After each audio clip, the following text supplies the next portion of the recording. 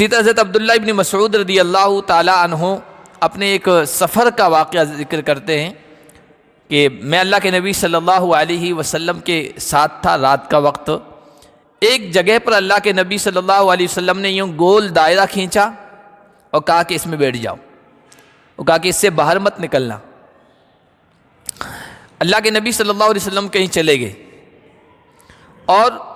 رات بھر عبداللہ ابن مسعود کہتے ہیں میں اسی دائرے میں رہا. آپ صلی اللہ علیہ وسلم جب واپس آئے تو مجھ سے پوچھا عبداللہ کچھ دیکھا تو نہیں تھا, کوئی معاملہ تو پیش نہیں آیا؟ کہا یا رسول اللہ سفید لباس میں ملبوس سانولی رنگت کے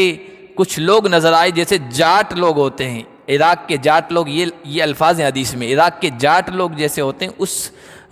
رنگت کے کچھ لوگ مجھے نظر آئے. تو حضور علیہ الصلوۃ والسلام نے ارشاد فرمایا کہ وہ جنات تھے. اچھا ہوا تم اس دائرے سے باہر نہیں نکلے ورنہ کچھ حادثہ پیش آ سکتا تھا.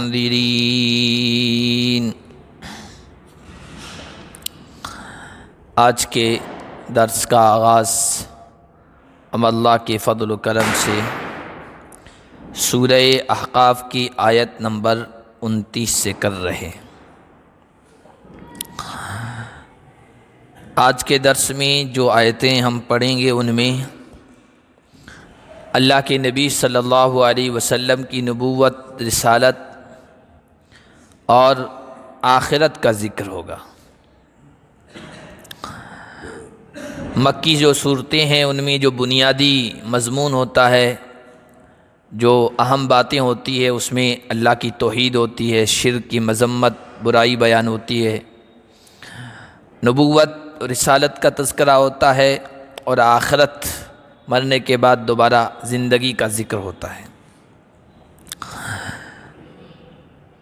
یہاں اللہ کے نبی صلی اللہ علیہ وسلم کی نبوت اور رسالت کا ذکر شروع کیا گیا. فرمایا کہ جب ہم نے آپ کی طرف جنات کی ایک جماعت کو پھیر دیا جو قرآن کو غور سے سن رہے تھے, جب وہ وہاں حاضر ہوئے تو کہنے لگے خاموش ہو جاؤ. قرآن کی جب تلاوت ختم کر دی گئی تو وہ اپنی قوم کی طرف منذر بن کر, ڈرانے والے, چوکنا کرنے والے بن کر چلے گئے. یہ جنات کا واقعہ کب پیش آیا, اس کے بارے میں دو طرح کی روایتیں ہیں. یہ بات آپ ذہن میں رکھیں کہ اللہ کے نبی صلی اللہ علیہ وسلم جس طرح انسانوں کے نبی ہیں, اسی طرح آپ جنات کے بھی پیغمبر اور نبی ہیں. اور آپ صلی اللہ علیہ وسلم کے پاس جنات وفد کی شکل میں, جماعت کی شکل میں مکی زندگی میں بھی آئے ہیں, مدینہ کی زندگی میں بھی آئے ہیں. آپ ان کے اجتماع میں, ان کی میٹنگ میں بھی گئے. تقریباً روایات کو سامنے رکھ کر 6 مرتبہ کا ذکر آتا ہے. عبداللہ ابن مسعود کی غالباً روایت رضی اللہ تعالیٰ عنہ کی. 4 مرتبہ مکی زندگی میں, 1 مرتبہ مدنی زندگی میں, اور 1 مرتبہ آپ سفر میں تھے اس موقع پر. آپ میں سے جو حضرات مکہ گئے ہوں گے تو وہاں جب مقامات کی زیارت کراتے ہیں اس میں مسجد جن کا بھی تذکرہ آتا ہے اور دکھاتے ہیں. یہ مسجد جن جنات کے نام سے کیوں ہے؟ وہ جیحون نامی ایک جگہ تھی, وہاں پر جنات کا ہزاروں کا مجمع اکٹھا ہوا تھا اور اللہ کے نبی صلی اللہ علیہ وسلم کو دعوت دی گئی تھی. اللہ کے نبی وہاں تشریف لے گئے تھے اور ان کو اسلام کی تعلیمات سنائی تھی, بتائی تھی.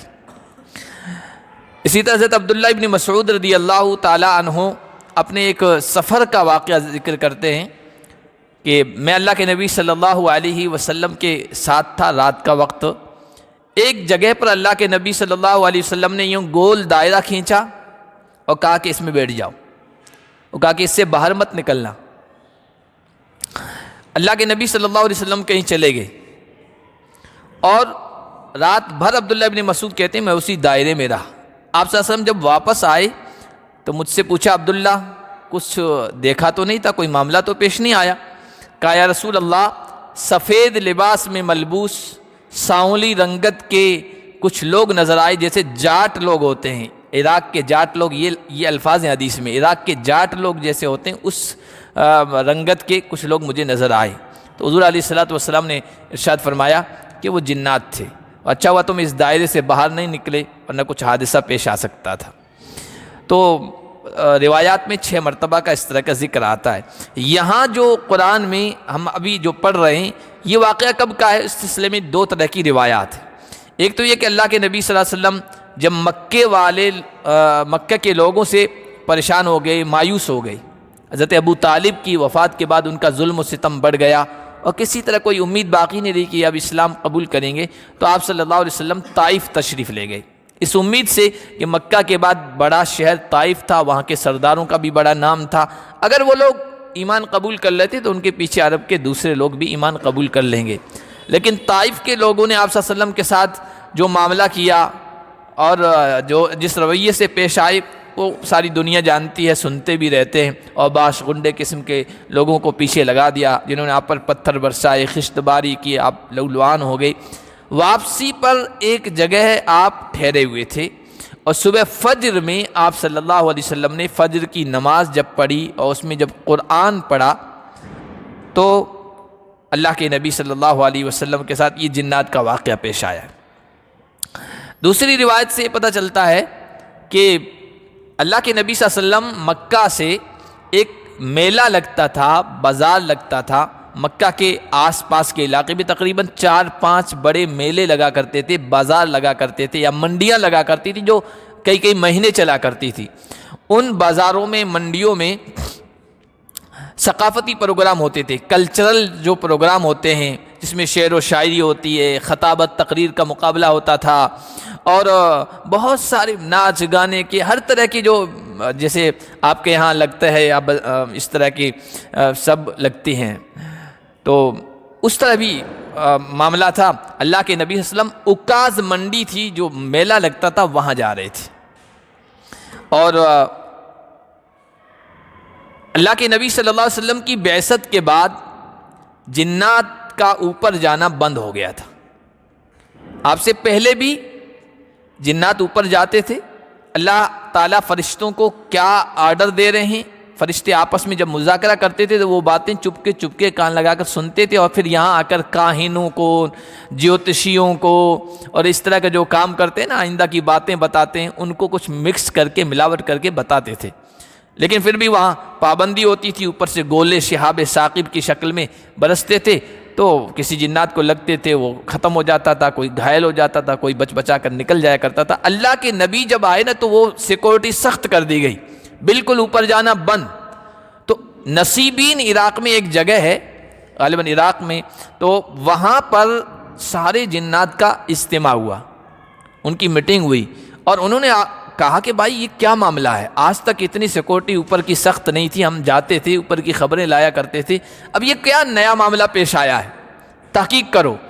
الگ الگ وفد بنا کر، جماعت بنا کر، جنات کی ٹولیاں بنا کر پوری فضربو، یہ بخاری شریف میں ہے، فضربو مشارق الارض و مغاربہا، زمین کے مشرق مغرب میں جاؤ، گھومو، تلاش کرو کیا وجہ ہے، ہم پر اتنی سختی کیوں کر دی گئی ہے اوپر جانے میں۔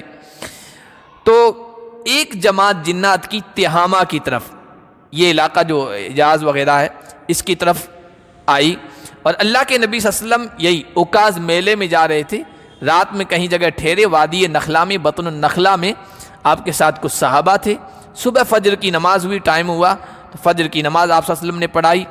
اور اللہ کے نبی صلی اللہ علیہ وسلم کی ایک تو قرآن کی تاثیر، قرآن کا اثر، پھر آپ کی کوثر اور تسنیم سے دھلی ہوئی بہترین زبان، اور کفار مکہ اور مشرکین کی طرف سے جو معاملات پیش آتے تھے اس کی وجہ سے چوٹ کھایا ہوا، ٹوٹا ہوا دل،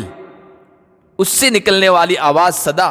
اتنی مؤثر تھی کہ یہ ٹولی وہاں سے گزر رہی تھی جنات کی، ان کے کان میں قرآن کی آواز پڑ گئی۔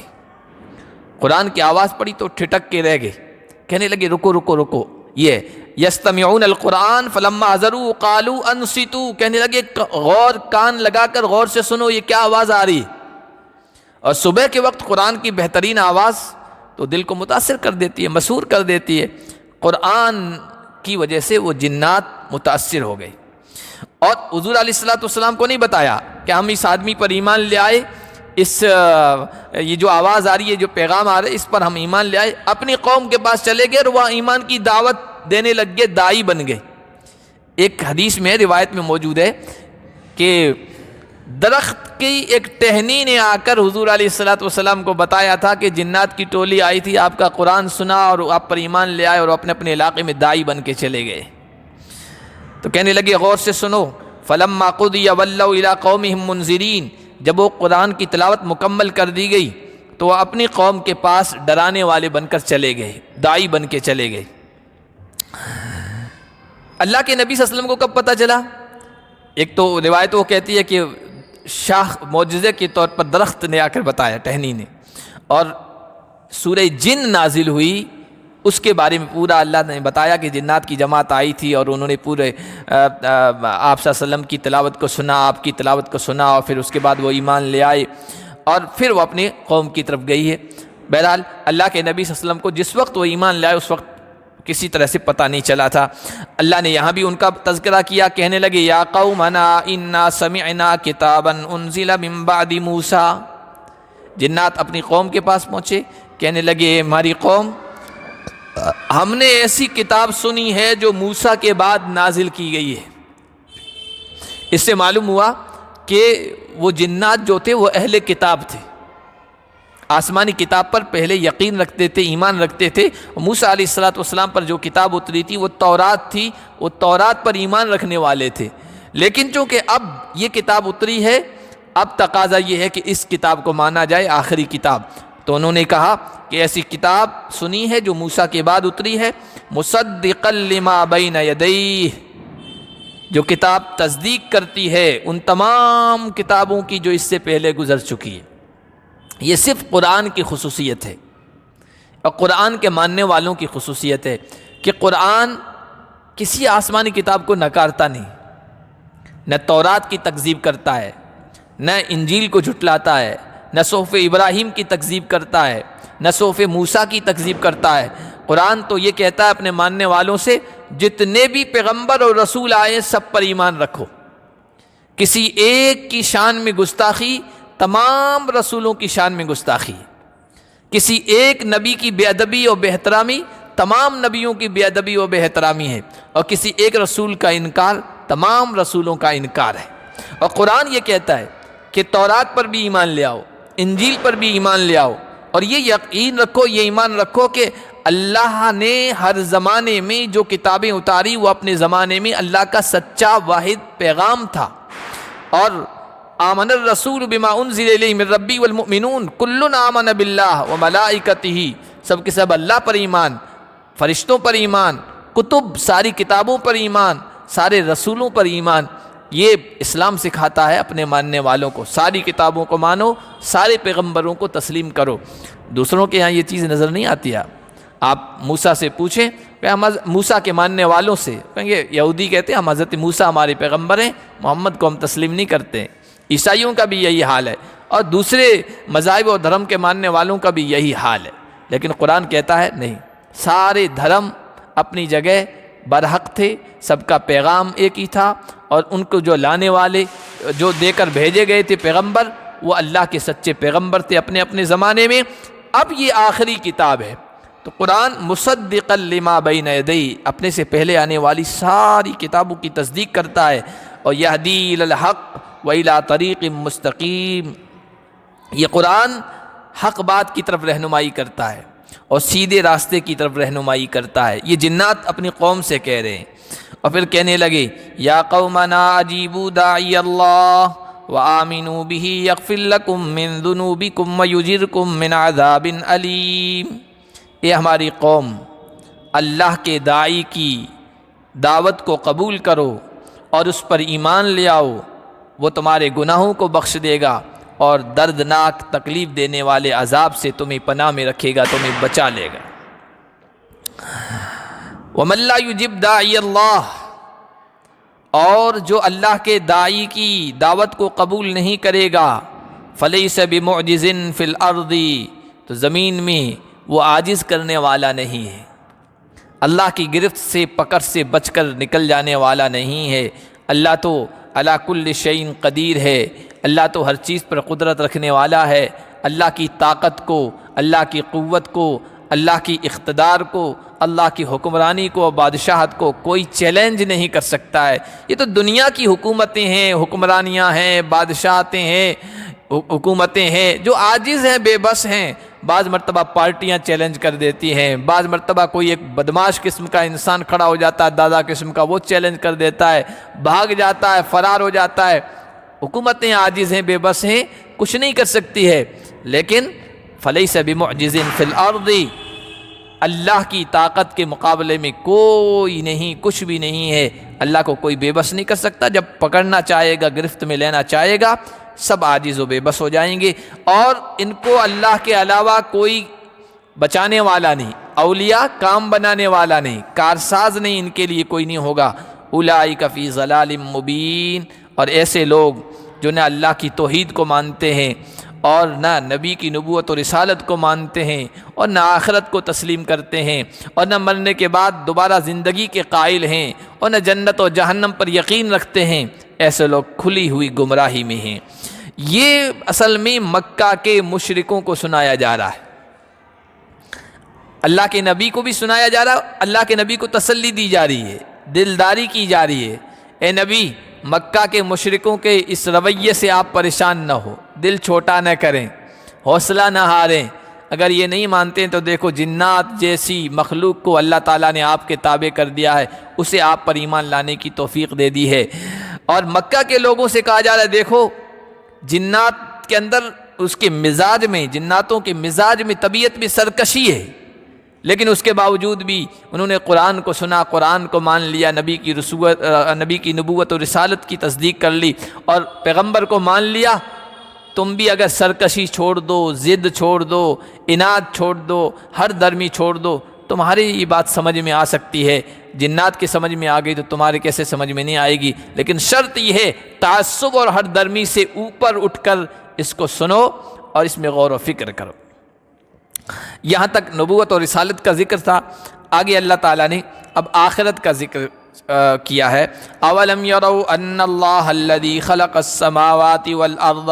ولم یعی بخلقہن بقادر علی ان یحیی الموتى، مرنے کے بعد دوبارہ زندہ ہونا ہے۔ اللہ کے نبی صلی اللہ علیہ وسلم کا یہ ایک اہم پیغام تھا، قرآن کا یہ اہم پیغام تھا، اور اسلامی جو عقیدہ ہے بنیادی، جو چند چیزیں ہیں ان میں سے ایک یہ بھی ہے، والبعث بعد الموت، جو ہم کرتے ہیں آمنت باللہ، میں اللہ پر ایمان لے آیا، وملائکتہ، اس کے رسولوں پر، وکتبہ، اس کے فرشتوں پر، اس کی کتابوں پر، ورسولہ، اس کے رسولوں پر، والقدر خیرہ وشرہ، اچھی اور بری تقدیر پر، والبعث بعد الموت، مرنے کے بعد دوبارہ زندگی پر۔ یہ اسلام کے بنیادی عقیدوں میں سے ایک ہے۔ جب ان کو کہا جاتا تھا مرنے کے بعد دوبارہ زندہ کیے جاؤ گے، حساب و کتاب کے مرحلے سے گزرنا ہے، پھر جنت و جہنم کا ٹھکانہ ہے، تو کہتے تھے ایسا کیسے ہوگا؟ اذا متنا، جب ہم مر جائیں گے، ہڈیاں ہو جائیں گے، بوسیدہ ہو جائیں گے، ریزہ ریزہ ہو جائیں گے، مٹی میں مل جائیں گے، اِنَّا لَفِي خَلْقٍ جَدِيدٍ، کیا ہم دوبارہ زندہ کیے جائیں گے؟ کون زندہ کرے گا ایسا؟ تو اللہ نے فرمایا اولم یروا ان اللہ الذی خلق السماوات والارض، کیا انہوں نے کبھی غور نہیں کیا، دیکھا نہیں کہ وہ اللہ جس نے آسمانوں کو پیدا کیا، زمین کو پیدا کیا، اور ان کو پیدا کرنے کے بعد تھکا نہیں، عاجز نہیں ہوا، بے بس نہیں ہوا۔ اتنی زبردست مخلوق، آسمان، زمین، کیا کیا اللہ نے اپنی قدرتیں رکھی ہے زمین کے اندر، آسمان میں۔ انسان غور کرتا ہے، آج سائنسدانوں نے کیسی کیسی تحقیق اور ریسرچ لا کے رکھ دیے، زمین کس طرح کی ہے، کس طرح گول ہے، کس طرح گردش کر رہی ہے، اس کے خزانے کس طرح اندر ہیں، کس طرح پیدا ہو رہے ہیں، اور پھر آسمان میں سیارے ہیں، گلیکسیاں ہیں، سورج، چاند ہے، اور اوپر کی ایک پوری مخلوق ہے۔ سائنسداں آج پوری اس کو سائنسداں بیان کر رہے ہیں، یہ سب اللہ کی قدرت ہے۔ اتنی زبردست اللہ کی مخلوق اللہ نے پیدا فرمائی اور عاجز نہیں ہوا، بے بس نہیں ہوا۔ کیا وہ قادر نہیں ہے کہ اس بات پر کہ مردوں کو زندہ کر دے؟ روزانہ ہم دیکھتے ہیں روزمرہ کی زندگی میں کتنے جانور، کتنے کیڑے مکوڑے، سبزیاں، اناج، غلے، بار بار ختم ہوتے ہیں، بتکرار اللہ تعالیٰ ان کو دوبارہ پیدا فرما رہا ہے۔ یہ مرنے کے بعد دوبارہ زندگی کی ایک طرح کی مثال ہے۔ اللہ ہر چیز پر قادر ہے، بلا کیوں نہیں، انہ علی کل شیء قدیر، اللہ ہر چیز پر قدرت رکھنے والا ہے۔ اور یہ تو اللہ تعالیٰ نے بار بار قرآن میں اس بات کو سمجھایا ہے۔ ابھی عشاء میں جو پڑھی گئی دو رکعت میں پہلے، ان دونوں میں یہی تذکرہ ہے، مرنے کے بعد دوبارہ زندگی کا۔ اولم یری الانسان انا خلقناہ من نطفۃ فاذا هو خصیم مبین، کیا انسان نے غور نہیں کیا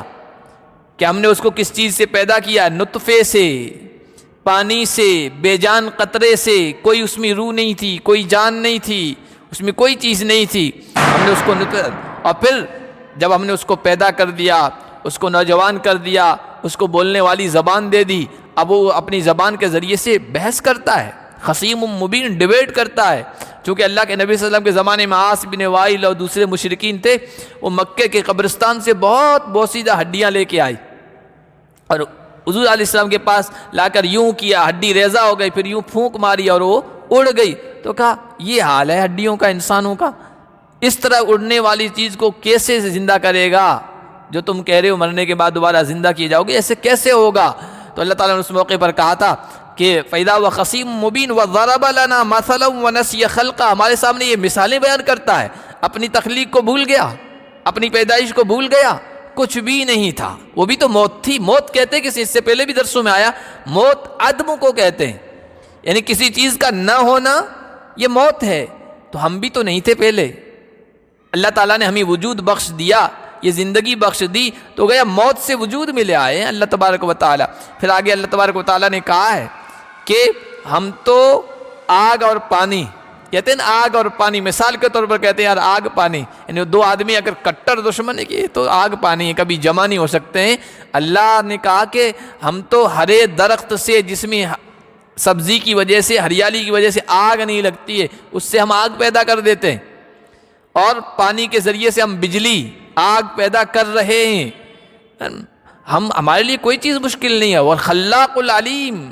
ہم تو بہت زبردست پیدا کرنے والے کاریگر ہیں اور اس چیز کو جاننے والے ہیں۔ ہمارا تو جب ارادہ ہوگا نا، انما امرؤ اذا اراد شیئا ان یقول له کن فیکون، کن کہیں گے ساری چیزیں وجود میں آ جائے گی۔ ساری چیزیں نہیں تھی، ہمارے امر کن سے ساری چیزیں وجود میں آ گئی، وجود میں آنے کے بعد کن کے ذریعے سے ہم فنا بھی کر دیں گے، دوبارہ بھی زندہ کر دیں گے۔ اللہ تعالیٰ نے آگے فرمایا وَيَوْمَ يُعْرَضُ الَّذِينَ كَفَرُوا عَلَى النَّارِ، بھائی مرنے کے بعد دوبارہ زندہ ہونا یہ پکی بات ہے، اور آج سمجھا رہے ہیں، پیغمبروں نے اپنے زمانے میں سمجھایا، پیغمبر کے نائبین نے، سمجھانے والوں نے سمجھایا، سمجھا رہے ہیں، لیکن چونکہ ابھی آنکھوں کے سامنے ہے نہیں، کوئی چیز جب تک آنکھوں کے سامنے نہیں ہوتی ہے، امر واقعی نہیں بنتی ہے، یعنی واقعی حقیقت بن کر، واقعہ بن کر سامنے نہیں آتا، جب تک لوگ تسلیم نہیں کرتے ہیں، مانتے نہیں، اور ان کی عقل میں نہیں آتا ہے۔ لیکن کل قیامت کے دن جب ایسے انکار کرنے والوں کو آگ پر پیش کیا جائے گا، جہنم میں ڈالا جائے گا، جب کہ انکار کرنے والوں کو پیش کیا جائے گا جہنم پر، اور کہا جائے گا الیس ھذا بالحق، کیا یہ حق نہیں ہے، کیا یہ سچ نہیں ہے، کیا اپنی آنکھوں سے اب دیکھ نہیں رہے ہو؟ قالوا بلا وربنا، تو وہ کہیں گے کیوں نہیں، ہمارے رب کی قسم، اب ہم نے دیکھ لیا، مان لیا، تسلیم کر لیا۔ کوئی چیز جب تک حقیقت کے ساتھ وجود میں نہیں آتی ہے، تب تک لوگوں کی عقل میں نہیں آتی ہے، تصور میں نہیں آتی ہے، لوگ سوچتے بھی نہیں ہے کہ ایسا بھی ہو سکتا ہے، لیکن واقعہ بن کر جب سامنے آ جاتی ہے تو سب مانتے ہیں، تسلیم کر لیتے ہیں۔ اس دنیا میں تو ماننے، تسلیم کرنے سے فائدہ بھی ہو جاتا ہے، لیکن یہ جب تسلیم کریں گے نا، مانیں گے نا، یہ آخرت میں، اس وقت تسلیم کرنے کا، ماننے کا بھی کچھ فائدہ نہیں ہوگا۔ اللہ تعالیٰ کہیں گے قالا فذوقوا العذاب بما کنتم تکفرون، جو تم انکار کیا کرتے تھے آج اب اس کا مزہ چکھو۔ اب یہ بھی نہیں، حالانکہ کہیں گے وہاں ربنا فرجعنا نعمل صالحا غیر الذی کنا نعمل وهم یسترخون فیہا ربنا اخرجنا نعمل صالحا غیر الذی کنا نعمل، جہنم میں چیخیں گے، چلائیں گے، شور مچائیں گے، پروردگار ایک چانس دے دیجئے، ایک موقع دے دیجئے، ایک مرتبہ نکال دیجئے، اب تو ہم نے حقیقت کی آنکھوں سے دیکھ لیا ہے، ہاں جنت بھی ہے، جہنم بھی ہے، اب ہم نے مان لیا، تسلیم کر لیا، ایک چانس دے دیجئے۔ اللہ تعالیٰ کہیں گے نہیں نہیں، اولم نعمرکم ما یتذکر فیہ من تذکر وجاءکم النذیر، کیا ہم نے تمہیں اتنی زندگی نہیں دی تھی کہ جس زندگی میں نصیحت حاصل کرنے والا نصیحت حاصل کر سکتا تھا، اور تمہارے پاس چوکنا کرنے والا، ڈرانے والا، بتلانے والا آ چکا تھا، اس وقت نہیں مانا، اب وہ موقع گیا۔ فاصبر کما صبر اولو العزم من الرسل ولا تستعجل لهم، اللہ کے نبی صلی اللہ علیہ وسلم سے کہا جا رہا ہے، اے نبی آپ صبر کیجئے، حوصلہ رکھیے، بلند ہمت رہیے، جیسا کہ بلند حوصلہ بلند ہمت رسولوں نے صبر کیا ہے، اور آپ ان کے لیے جلد بازی مت کیجیے۔ ایک آدمی پورے سوز دل کے ساتھ، درد مندی کے ساتھ، خلوص کے ساتھ اور للہیت کے ساتھ کسی شخص کو یا کسی قوم کو یا کسی جماعت کو سمجھا رہا ہو، اور سامنے والے الٹے مذاق کر رہے ہو اور استہزاء کر رہے ہو، اور اس کی بات کو کوئی وزن نہ دے رہے ہو بلکہ الٹا ستا رہے ہو، ظلم کر رہے ہو، تو آدمی بعض مرتبہ اس کے دل میں بات آ جاتی ہے کہ کیوں نہیں مان رہے ہیں، میں ان سے نہ اجر مانگ رہا ہوں، نہ اجرت مانگ رہا ہوں، نہ معاوضہ مانگ رہا ہوں، نہ نذرانہ مانگ رہا ہوں، نہ کوئی تنخواہ مانگ رہا ہوں، حق بات تو ان کو سنا رہا ہوں، یہ الٹا مذاق اڑا رہے ہیں، الٹا ظلم و ستم کر رہے ہیں، حوصلہ ٹوٹ جاتا ہے انسان کا۔ اللہ کے نبی صلی اللہ علیہ وسلم سے کہا گیا، نبی آپ حوصلہ بلند رکھیے، جیسا کہ پہلے جو اولو العزم پیغمبر تھے۔ اولو العزم پیغمبر کون ہے؟ بلند حوصلہ جن کی تعریف اللہ کہہ رہا ہے اور رسول سے کہہ رہا ہے، انہی کی طرح آپ حوصلہ بلند رکھیے۔ چھٹے پارے میں ان کا ذکر آیا ہے، اور ساتھ میں ان کا ذکر آیا ہے، حضرت ابراہیم ہیں، حضرت نوح ہیں، حضرت موسیٰ ہیں، حضرت عیسیٰ ہیں، اور پانچویں خود نبی پاک صلی اللہ علیہ وسلم ہیں۔ ان کو اولو العزم من الرسل کہا گیا ہے۔ ولا تستعجل لهم، جلد بازی نہ کیجیے، کأنہم یوم یرون ما یوعدون لم یلبثوا الا ساعة من نہار، یہ آج انکار کر رہے ہیں، لیکن کل جب اللہ کے دربار میں حاضر ہوں گے اور آخرت کی زندگی کو دیکھیں گے تو پھر دنیا کی ساری چیزیں بھول جائیں گے۔ آخرت میں چونکہ یہ انکار کرنے والے ہیں، ان کا جو رزلٹ آئے گا وہ بہت برا آئے گا، مصیبت کی گھڑی ہوگی ان کے لیے، پریشانی کی ہولناکی گھڑی ہوگی، اور ہولناکی کی جو گھڑی ہوتی ہے نا، پریشانی کی، اس وقت انسان کو یوں محسوس ہوتا ہے کہ پیچھے کی جو عیش و عشرت کی مزے کی جو زندگی تھی اس میں کچھ بھی نہیں تھا، بہت مختصر تھی، بہت شارٹ زندگی تھی، ایسا محسوس ہوتا ہے کہ کوئی مزہ دیکھا ہی نہیں تھا۔ اللہ فرما رہے ہیں جب یہ اپنی آنکھوں سے دیکھ لیں گے اس چیز کو جن کا ان سے وعدہ کیا جا رہا ہے، لم یلبثوا الا ساعة من نہار، تو انہیں ایسا محسوس ہوگا کہ وہ نہیں ٹھہرے تھے مگر دن کی ایک گھڑی، مختصر آدھا دن، پونا دن یا ایک چوتھائی دن، اتنے ہی ہم زندگی میں ٹھہرے تھے۔ پوری زندگی جو 60 سال کی 70 سال کی زندگی تھی، اور جنہوں نے اپنی منمانی کی تھی، جس میں خواہشات کے مطابق چلے تھے، اپنے ہوا کے مطابق اپنی منچائی زندگی بسر کی تھی، لیکن اس وقت وہ سارا ختم، اور یوں سمجھیں گے کہ دن کی ایک گھڑی ہم گزار کے آئے ہیں۔ بلاغن، یہ ہماری طرف سے پہنچانا ہے، پیغام پہنچانا ہے، تاکہ کل کوئی یہ نہ کہہ سکے ہمیں تو کوئی اچھے اور برے میں تمیز کروانے والا بھی نہیں آیا تھا، کفر اور ایمان میں فرق بتانے والا، شرک اور توحید میں فرق بتانے والا، اور غلط اور صحیح میں فرق بتانے والا، امتیاز کرنے والا کوئی نہیں آیا تھا، کل کوئی یہ نہ کہہ سکے۔ بلاغن، یہ ہماری طرف سے پہنچا دینا ہے، کھول کھول کے بیان کر دینا ہے۔ فَهَلْ يُهْلَكُ إِلَّا الْقَوْمُ الْفَاسِقُونَ، اس کے بعد بھی اگر کوئی نہیں مانتا ہے تو اس کا مطلب یہ وہ حد سے گزرنے والا ہے، وہ فاسق ہے، وہ گنہگار ہے، وہ حد سے آگے نکلنے والا ہے، اور ایسے فاسق لوگ، نافرمان لوگ ہی ہلاک کیے جاتے ہیں، اس لیے کہ ان کو بتلانے کے بعد بھی ان کی آنکھیں کھلتی نہیں ہے اور اپنی ضد پر جمے رہتے ہیں۔ الحمدللہ سورہ احقاف مکمل ہو گئی ہے، اگلی جو سورت ہے وہ سورہ محمد ہے۔ اللہ پاک ہم سب کو قرآن کی تعلیمات کے مطابق زندگی بسر کرنے کی توفیق عطا فرمائے۔